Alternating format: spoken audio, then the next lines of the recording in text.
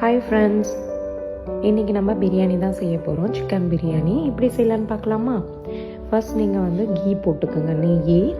Key போட்டதுக்கப்புறம் oil, தேவையான அளவு ஆயில் போட்டுக்கோங்க. ஆயில் போட்டதுக்கப்புறம் ஸ்பைசஸ்லாம் போட்டுக்கோங்க. அதில் பட்டை, லவங்கம் எல்லாமே நீங்கள் போட்டுக்கோங்க. ஏலக்காய் அதெல்லாம் போட்டதுக்கப்புறம் வெங்காயம் போட்டுக்கோங்க. வெங்காயம் நல்லா போட்டு நல்லா பொன்னிறமாக கொஞ்சம் இதானதுக்கப்புறம் பச்சை மிளகாவும் ஆட் பண்ணிக்கோங்க.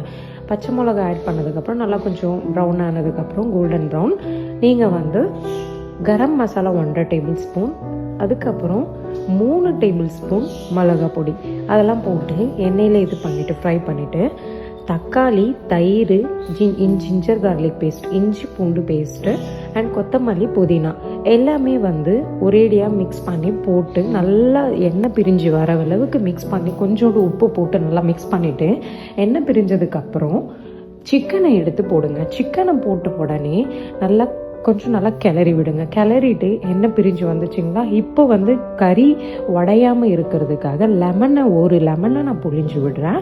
லெமனை புழிஞ்சு விட்டதுக்கப்புறம் நல்லா கிளறிட்டு தண்ணியே ஆட் பண்ணணும். இப்போது தண்ணி பார்த்தீங்கன்னா நான் பாஸ்மதி ரைஸ் தான் எடுத்திருக்கேன்.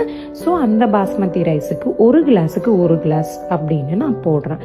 போட்டு மூடி விட்டிங்கன்னா நல்லா சலன்னு கொதி வரும். கொதி வந்த உடனே நான் வச்சிருக்கிற அரிசியை எடுத்து அதில் ஆட் பண்ணுறேன். ஆட் பண்ணதுக்கப்புறம் கொஞ்சம் நேரம் மூடி வச்சுட்டு மறுபடியும் ஒரு கொதி வரும். அப்போ எடுத்து ரைஸை திருப்பி விட்டுட்டு அழகாக எடுத்து நீங்கள் தம் போட்டு விட்டுட்டிங்கன்னா, தம் போட்டு இறக்குனதுக்கப்புறம் சுட சுட சூப்பரான டேஸ்டியான பிரியாணி ரெடி ஆகிடுச்சுங்க.